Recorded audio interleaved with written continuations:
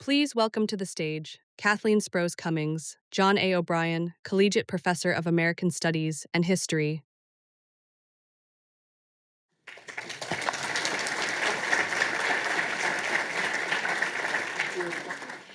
Thank you all for joining us. I am delighted to welcome you to this afternoon's conversation on healing our national dialogue and political life, featuring Cardinal Robert McElroy and Father Robert Dowd.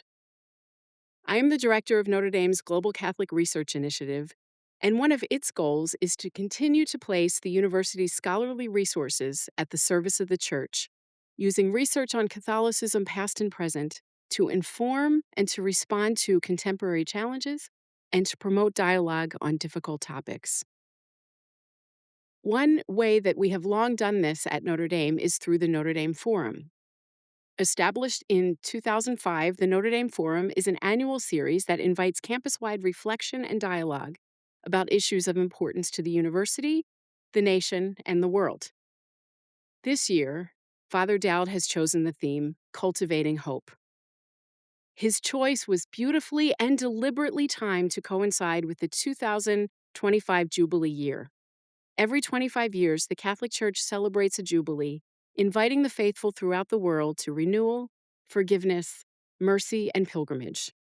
If not a physical pilgrimage to Rome, then a spiritual journey in our hearts. Pope Francis selected Pilgrims of Hope as the theme for the 2025 Jubilee. We all know that much of our national political discourse has become largely unproductive, stressful, and disrespectful. Today's timely conversation seeks to get to the root of our societal divides and offer insights and strategies for moving forward together toward a more unified future. We are extremely fortunate to have two interlocutors who are not only pilgrims of hope, but purveyors of hope. Father Bob has made hope a hallmark of his presidency.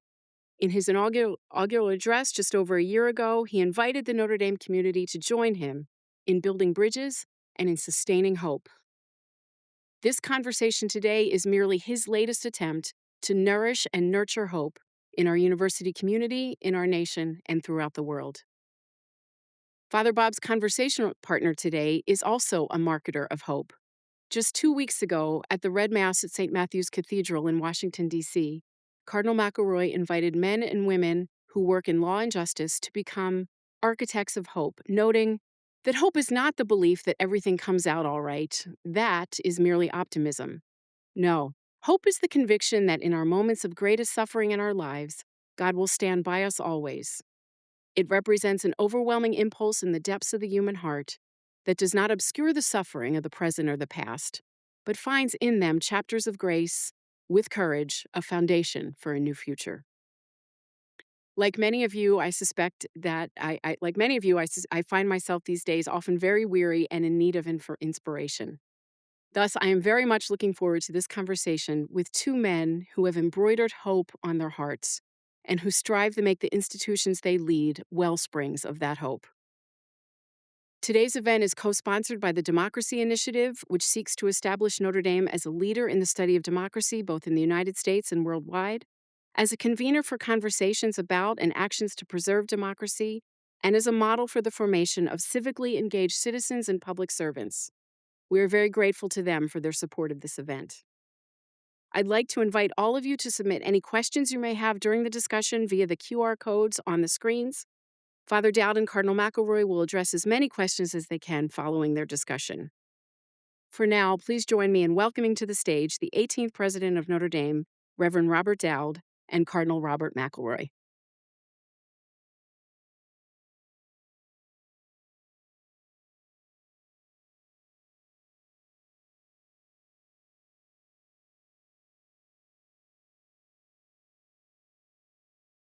Great to see you all. Welcome, Cardinal. Thank you. Please join me.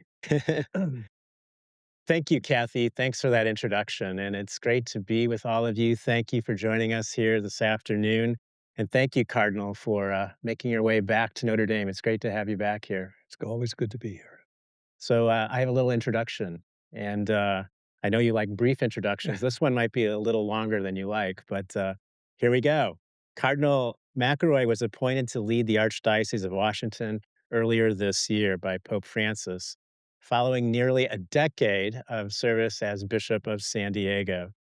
Cardinal McElroy is a native of California, and he was ordained a priest for the Archdiocese of San Francisco in 1980. His academic path reflects both deep faith and also intellectual curiosity. Among other degrees, he holds a doctorate in sacred theology from the Gregorian University in Rome and a PhD in political science from Stanford. So, a fellow political scientist. It's good to be with a fellow political scientist here. Pope Francis appointed him cardinal in 2022. He is currently a member of the Vatican's Dicastery for Promoting Integral Human Development and the Dicastery for Laity, Family, and Life, both central to the Church's engagement around the world. And I'm glad to say that Cardinal McElroy is no stranger to Notre Dame. He has all kinds of great Notre Dame connections. His brother is a graduate, his sister is a graduate, his sister in law is a graduate, and so is his niece. So, great Notre Dame connections. Also, he was here on campus in 2023 for a forum conversation on the moral challenges of war and peace. And this past August, I had the great privilege of being together with Cardinal McElroy in Japan, together with other church leaders from the United States. We were there to commemorate the 80th anniversary of the dropping of the atomic bombs on Hiroshima and Nagasaki. And that was a somber, but also a very inspiring experience. And it was great to be there together with Cardinal McElroy. Cardinal McElroy has frequently spoken about the church's role as similar to that of a field hospital, reminiscent, of course, of Pope Francis. A field hospital where mercy and compassion are our first impulses, and where we do not look away from those things in our world that are hard and difficult. In his homily delivered upon his installation as Archbishop of Washington, he reminded us that, and I quote, "We are called to be pilgrims of hope in a wounded world, not ignoring the suffering that abounds, but letting it call us to bring the gospel more deeply into our lives, into our nation, and into our world." It's clear that Cardinal McElroy is an ideal person to have to our campus to talk about what it means to cultivate hope. So please join me in extending a warm welcome to Cardinal Robert McElroy.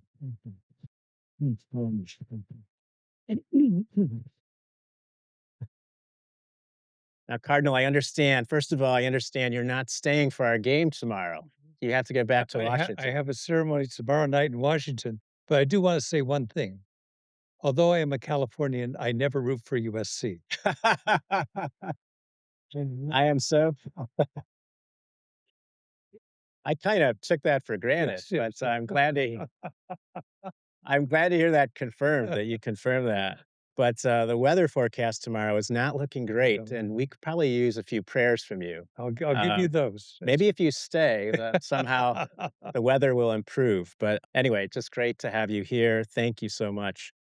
So, after 10 years of ministry in the Diocese of San Diego, you were installed as Archbishop of Washington. That's a big transition. You went from one coast essentially to the other coast. You went to our nation's capital. What has struck you about this new role as serving the Archdiocese of Washington, especially at this particular moment? Has anything surprised you as you've taken on this new responsibility in the Archdiocese of Washington? Well, being Archbishop of Washington is different on certain levels than being Bishop of San Diego. When I was Bishop of San Diego, it's a larger diocese. There are about 1.5 million Catholics. But my primary role was leading the parish, school communities, all of the social services, working with the people whom the church serves and the communities of faith. So that was my primary role there and my overwhelming role there. Washington is different in the sense there are 3 levels to the role of being Archbishop of Washington. The most important is still working with the parishes and the schools and the communities of faith, because that's the heart of the church. And so for the past 6 months, I've met with all the priests individually, and then through a synodal process of dialogue, I asked each of the pastors to appoint 3 representatives from parish leadership, and I met with them in groups of 15 to try to get their perspective on their parishes and then the wider life within the archdiocese. So, overwhelmingly, that is my role as Archbishop of Washington. But there are 2 other dimensions in Washington that I did not have in San Diego.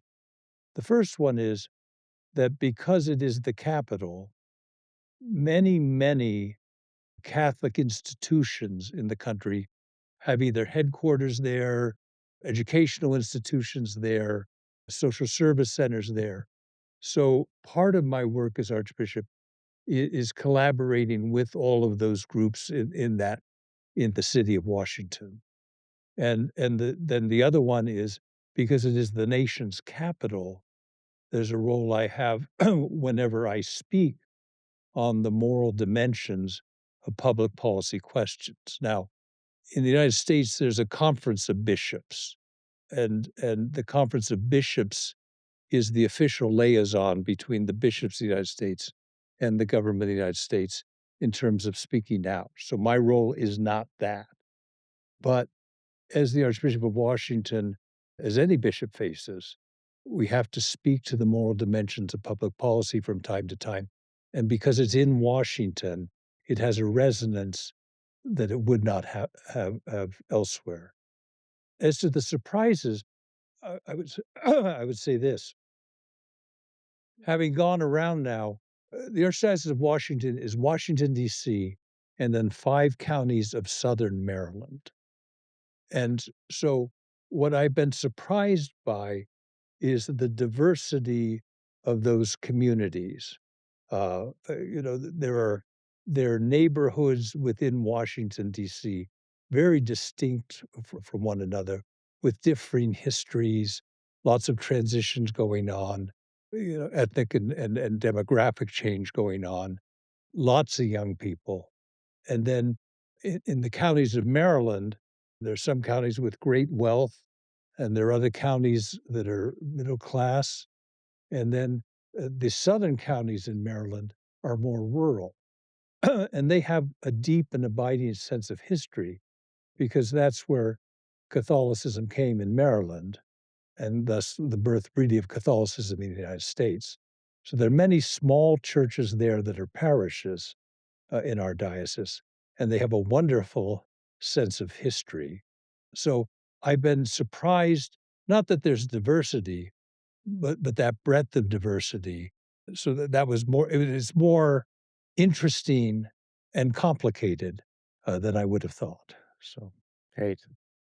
I mean, it's a large archdiocese. It's in our nation's capital, and it is very diverse, and suppose in many ways very different from the Diocese of San Diego, which is also a very diverse yeah. diocese, but I suppose in different ways. But do you find that because you're Archbishop of Washington and you're a political scientist and you have been engaged in the national dialogue even before arriving in Washington, that people expect you to speak out on the issues of the day and comment on policy and politics?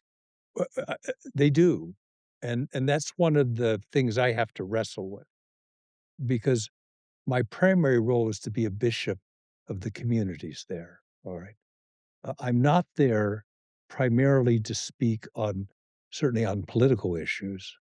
That's not the centerpiece of what I do. And sometimes people expect that that be the centerpiece of what I do. So, yes, and partly because I have written on things and spoken on things in the past. So it's important for me to always keep anchored in that reality of what my true role is and my primary role is.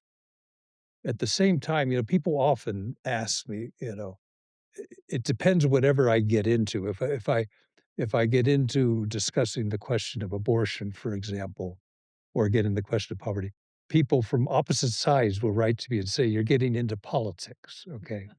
Mm. And so where they don't mind it on the other one. And so it's important to understand what the church's role in this all is, in its own understanding. The church has no specific role in the order of politics or the order of public policy. There is no specifically political role for the church, period.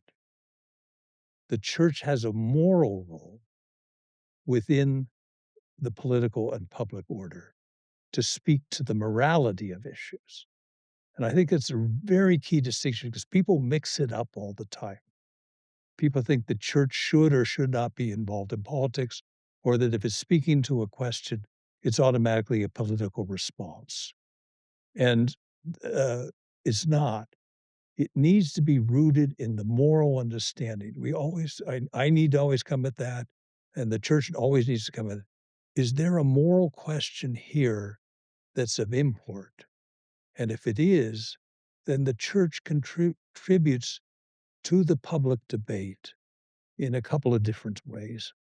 One is to help illuminate the fact that there are moral questions here, that we can't simply reduce. Many questions in our society are purely political, purely about the power, economics, and so on. Many, though, raise the deepest human questions of morality. And all through our history, it's been important that religious leaders contribute to the debate on this question. You know, at the beginning of our country, we sometimes forget this because we've been in existence now for almost 250 years. But when the country was launched, it was an experiment. There had not been a republic really of any size, since the Roman Republic. And for that reason, this was a very dangerous proposition. And the founders believed on a very deep level it could only succeed if religion flourished. And here's why they believed that. They believed that only religion could generally bring from the human heart a sense of the willingness to look past self-interest or group interest to a wider sense of what the common good is. So for that reason, they thought religion was essential, not in a direct force in politics, certainly, for governance, but rather in contributing in the human heart and in the understanding of the issues that come forth. So that's the background for the church's role in speaking to political issues. It speaks not in terms of the politics, or it should not speak in terms of the politics, but rather solely of the moral questions involved. You've often talked about the importance of transforming our political discourse in this country and the need to make essentially three transitions in order to achieve this transformation or begin this transformation. I'm going to read aloud each of these, and maybe after each, you could just say a few words about what you mean. The first is the first transition is from grievance to gratitude. From grievance to gratitude. You know, we're not unique as a country in this regard, but we're one of a small minority of countries where, for us, the ties that bind us are not ties of blood or ethnicity. We are not a nation founded because we have common ties of blood. We are bound together by the aspirations of our founders, who have tried to live out those aspirations, often with great success, many times with failure and thus reform, and the need for change. But it is that which binds us together as a people. It's a wonderful thing, particularly for us as people of faith, that what binds us is the aspirations to freedom and human dignity, care for all, the rights of all, the empowerment of all democratic rights. But our patriotism, thus, as Americans, is not a possession. we are not proud to be Americans primarily because we were born here. We're proud to be Americans because of what our country aspires to be and to do. And I have to say, that's a very faith-filled approach to patriotism in terms of Catholic understanding of things too. You know, that our ties to our country really come from the country's willingness to try to live out the core of the gospel. And one of the things is there's a beauty to this vision. And we've always got to know that there have been tremendous failures in the way the vision was brought about in the first place or envisioned, and also how it was implemented in various ways. And thus, the country tries to change and reform in these various ways. So we don't want to canonize it as one time they had all the right answers, but rather it is hopefully a self-reforming vision which calls us always to try to seek those values ever more deeply in the age in which we live. And that's a beautiful thing. And one of my worries in the present moment is I don't hear people speaking with a sense of beauty for that we have inherited and that binds us together. I remember we're coming on the 250th anniversary, and fights have already begun about how it will be celebrated on the smallest subjects. Okay. I remember the bicentennial. How many of you are old enough to remember the bicentennial? Okay. That was a beautiful moment because we were able at that moment, for the most part, to capture parts of that dream and to dwell on it.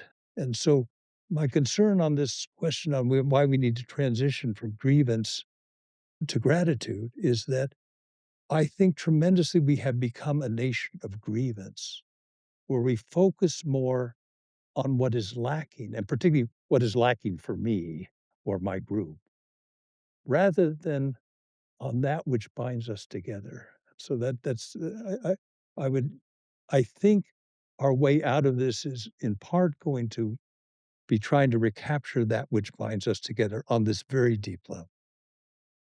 The second transition that you talk about is from the politics of warfare to shared purpose. From the politics of warfare to shared purpose. Yes, I don't want to obscure the fact that politics has always been adversarial in the sense in the United States. You know, we can't underestimate it. But there was a shift that occurred in the 90s, and I would crystallize it in two moments that were almost simultaneously. One was in the Newt Gingrich's platform, the contract with America, which launched in a particular direction in a way that was tendentious. At the same time, you had, remember, the Clinton administration, when they were elected, they had what they called politically the war room. Do you remember the war room? What was different was, and it was noted at the time, when he won the election, the war room continued. In other words, this mentality of warfare, which is a deeper, on both sides in that period, understanding of the conflict between the two parties has done, I think, terrible damage to us. One indicator of that, I would say, is this. I won't quite get the numbers right, but something like this. A mid-60s Atlantic magazine asked people in a poll this question: would you be greatly distressed, greatly upset, if your son or daughter married someone from the opposite political party? You know what the answer was? What percentage? 5%. They did it a few years ago. It was 40%. It shows the shift that what has this notion of warfare, of tribalism, has seeped into us. And I think it's very, very destructive, in part because, and it's partly related to social media and the algorithms and all those things which take us to our corners and accelerate our anger at each other. But I believe that the party label has become shorthand now for worldview in the views of many, many people, perhaps a majority. That is, when you know someone's who they're for in this fight, you know a lot more about them than who they're for politically. You know their whole worldview. And that, I think, is a very damaging development in our society. And so we have to, again, as a transition from that to more the sense of shared purpose and meaning and endeavor that we have, as one society. And the third transition that you talk about is from insularity to compassion. From insularity to compassion. Yes, Catholic social teaching crosses the spectrum, is really bifurcated by our political structure in the present day. On the Republican side tend to be more issues like abortion, euthanasia, certain aspects of religious liberty. On the Democratic side, there's more coalescence with issues, say, of poverty, of peace, and of the environment and human dignity. So, because of that, now in one way it's good for the church because it prevents us from ever siding with any party because our views are absolutely bifurcated.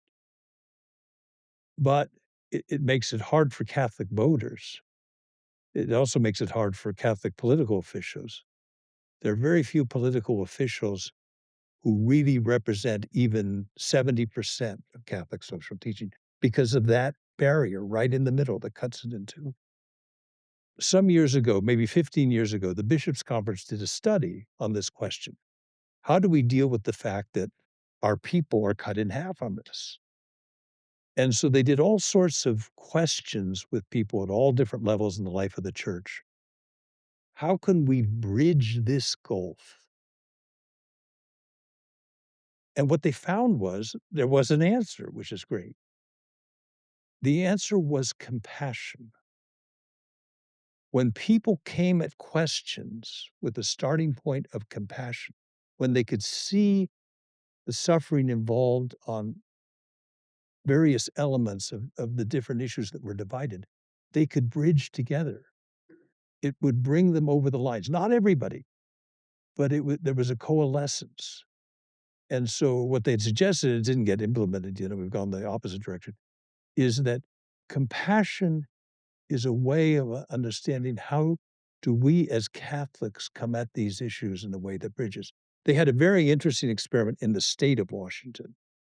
They got together and they decided that for a period of 5 years, the diocese of the state would focus in terms of kind of social teaching and public policy on the child from conception until the age of 5. What that meant was the child in the womb and the child as they're growing and needing food and healthcare and all these different things.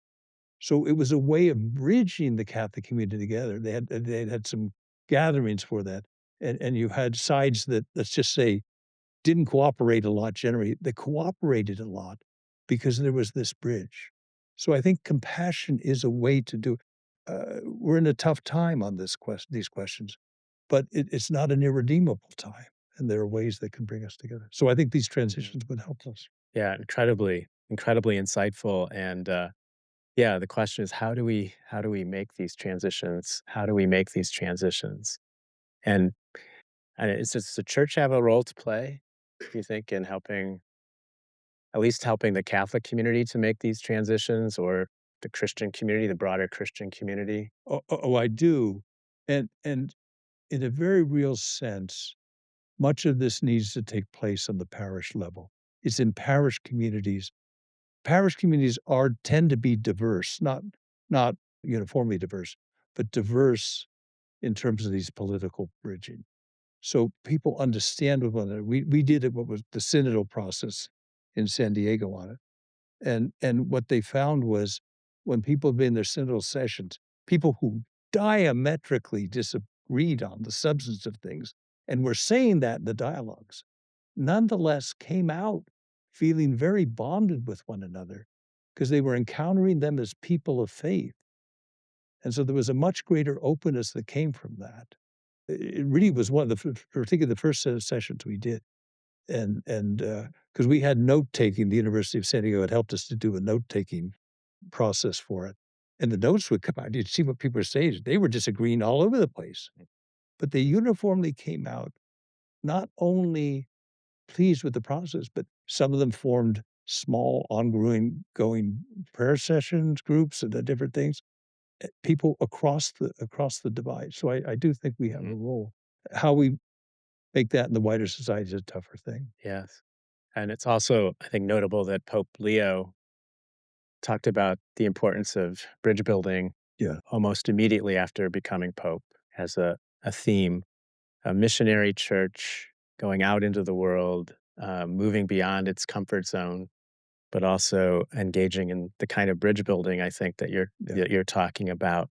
And so your academic background, both as someone who has a doctorate in sacred theology and also a doctorate in political science, gives you I think, special insight into both the teachings of the church and our political system. What can the U.S. political system learn from the church, and what can the church learn from the U.S. political system? Let's see. If anything. I'm gonna be in troubled The answer waters on the the an second one, you the know? answer may be nothing, but, This is a conversation, so is it okay if I give him the second part? Um, well, I would say two things now. One is in terms of Pope Francis's document, Fratelli Tutti, which talks about what love of neighbor is supposed to mean for us. I do think that would be a great help in our society for us to really grapple with that as individuals and as communities and as citizens and believers too in our public roles. And I think it's a vision that the love of neighbor is all encompassing. Now, it doesn't mean we can do everything, but it means we have to have that basic outlook on the people we encounter, even those who are, quote, our political adversaries. Okay. And the second is this synodal type of approach of discussion. You know, we have to get back to discussions across lines in which we can talk about public policy issues and divisive issues without going to our corners. And, one of the great, you know better than I, one of the great tragedies is within family life, this is corrosive.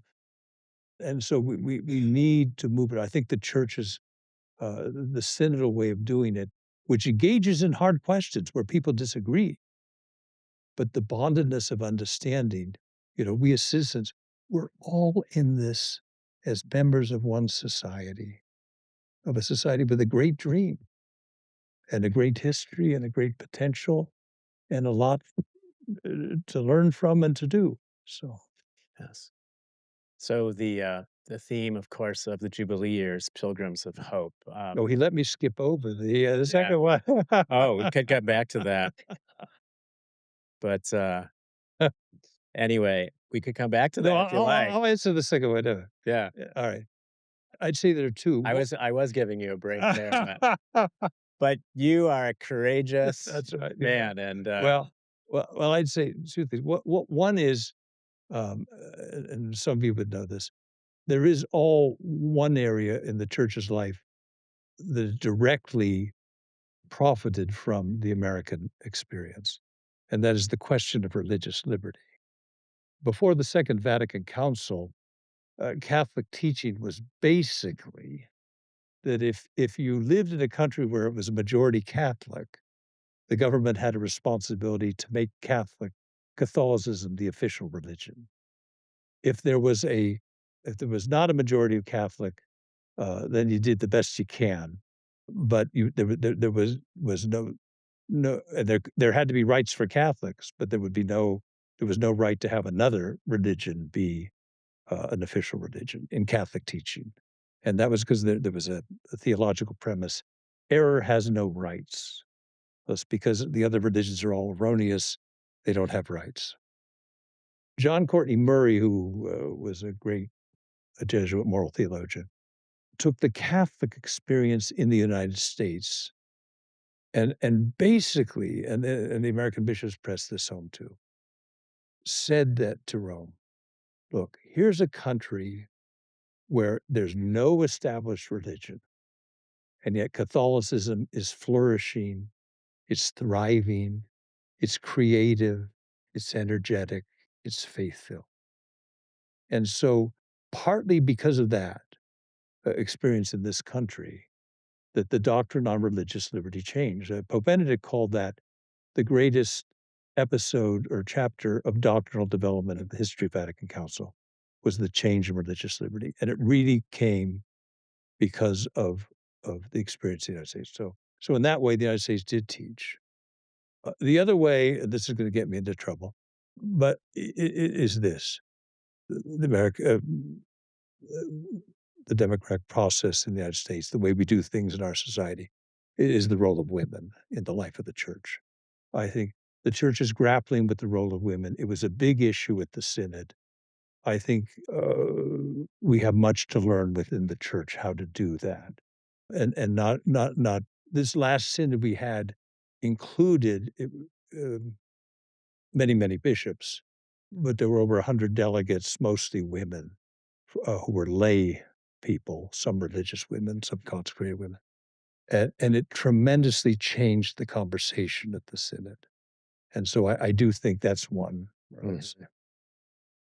That is that's without a doubt something that there's more learning to do there. There's no doubt. And that's an important topic, women's role in the role of women in the church. And it's notable that Pope Francis named some women to rather high-ranking responsibilities in the Vatican, but no doubt we need to discern together about the way forward because obviously women play such an important role in the church currently, and we need to find ways of amplifying their voices for sure, and also putting to good use for the church their remarkable leadership skills, without a doubt. So this is a Jubilee year. The Jubilee theme is Pilgrims of Hope. What does it mean, and how can we be pilgrims of hope? To some extent, you've been alluding to this already, but I'd love to hear you reflect on this. But how can we be pilgrims of hope? And here, especially, let me bring it down to this. At a university like this, at a Catholic university, how can we cultivate hope here at a Catholic university? How can we be pilgrims of hope at a Catholic university like Notre Dame?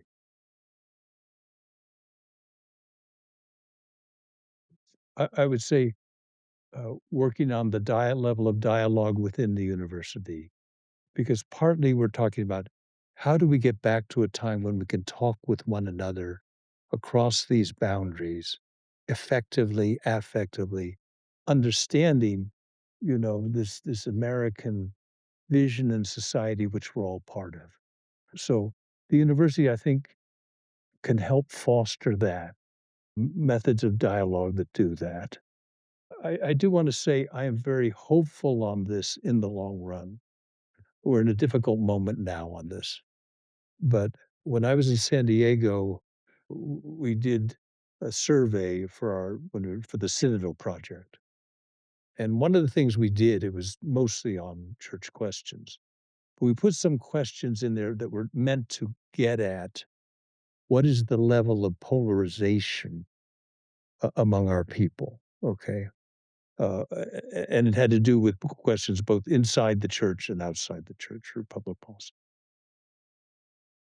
We received about 27,000 surveys on it. What was striking now, that's San Diego, and San Diego is different from here, but the core thing is, I believe, true more or less across the country. What it was, the two extremes, the two polarized parts were less than 20% apiece. Almost 60% of the people were in the middle. That is, they could be moved. They weren't in lockstep. They might identify with one side or the other, but they weren't in lockstep.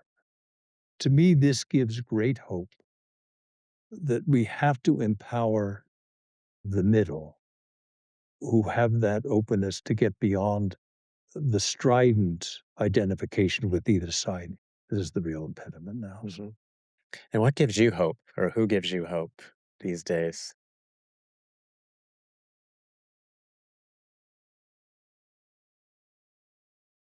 You know, where I see hope is in the parish communities when I visit there. Hmm.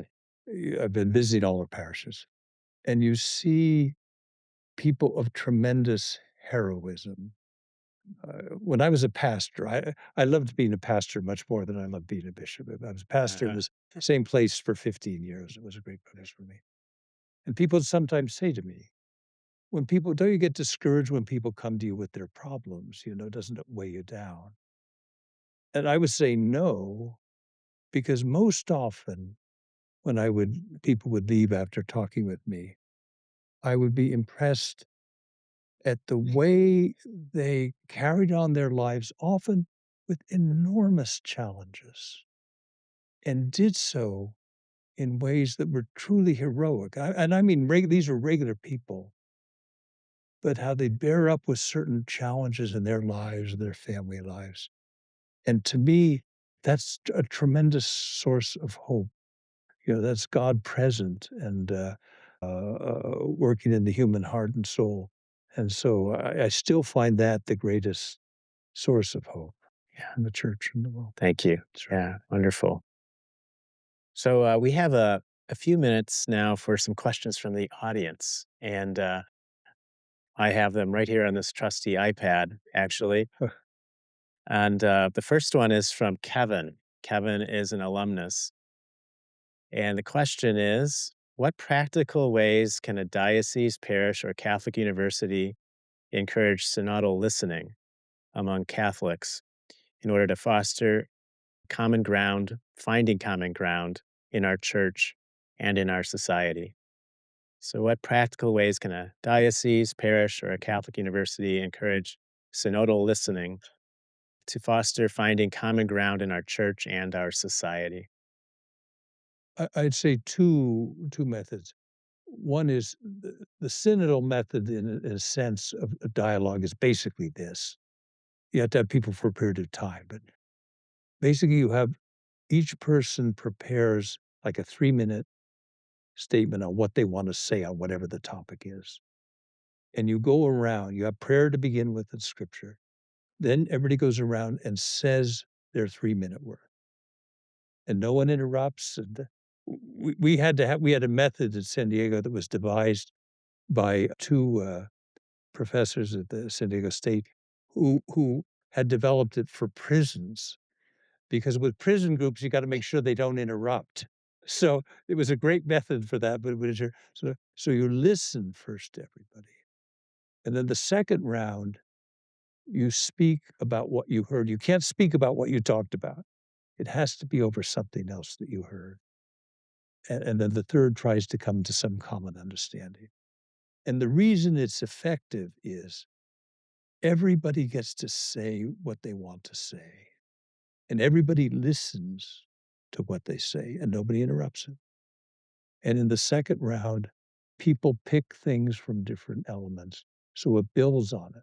So that kind of a method is a very effective way, because I say people who are not on the same wavelength really find it as a way of coming together. It's very helpful. The second thing is, it's just true in terms of all these things, of people telling their stories on any of these divisive issues. To understand what I said about compassion, to understand where compassion lies on various issues, is to hear people who are in that boat speak about it. And when they do, people are touched. Whatever the issue is, people are touched, whether it's a mother after an abortion and talking about that experience, or whether it's an immigrant, people are touched by that, and it draws out the humanity. So those are ways I think that the very type of conversation we need can be encouraged.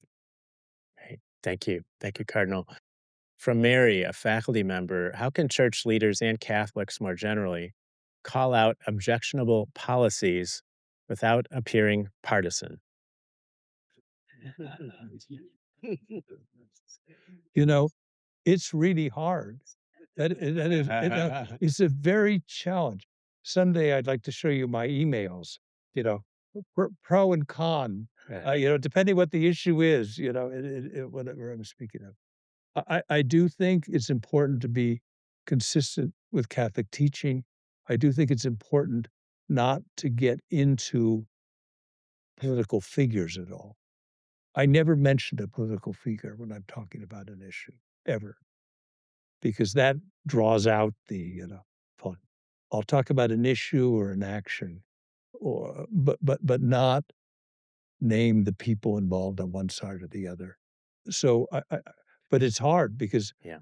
people react against it as a political act, even if it's a moral question that has public policy, if they disagree. Yeah. Yeah. I mean, one of the great challenges is that people just self censor then Yeah. because they know that it might trigger a reaction, a very negative reaction, be interpreted as partisan. So then people simply stop talking. Well, And that's they why. don't voice their views. And that's very problematic. It's especially problematic on a university campus where we should be discussing the hard Yeah, topics and doing so respectfully. that's why priests don't like to preach in any of these things. Yeah. You almost never hear homilies on these.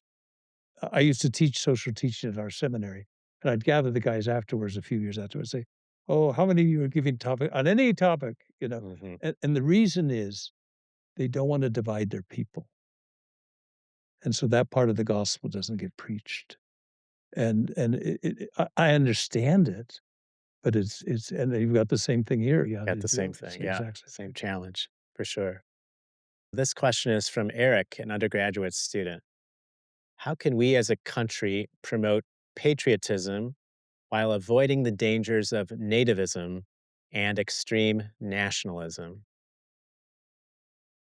I think by having this aspirational notion of patriotism, okay, that is, we are not a great nation because we were born here or because of our economic power or any of these things. Patriotism is this, for us as Americans, this set of aspirations. And that is a self critical thing. Okay. I- Sometimes the patriotism that they're talking about is the counterpoints are canonizations of a society. All right. Of saying that society is sacrosanct and and our patriotism is not that. It's precisely not that when it's at its best. It is aspirational in these wonderful ways, but then it is also self-critical by those same aspirations.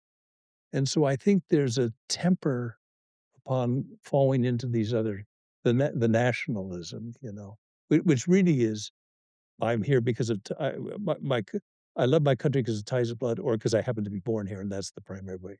But now, for us, we have the luxury of having this alternative starting point for us as a country that still must bind us. This has to be our patriotism, I think. Mhm. The next question is from Dennis, an alumnus. Archbishop Romero argued that love of the poor is a path to unity for society.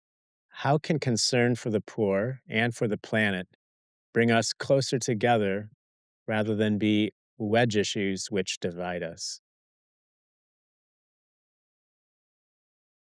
I think in terms of love for the poor, part of it can be understanding what the reality of our assistance for the poor is. For example, we've had the cutoff of AID assistance to the.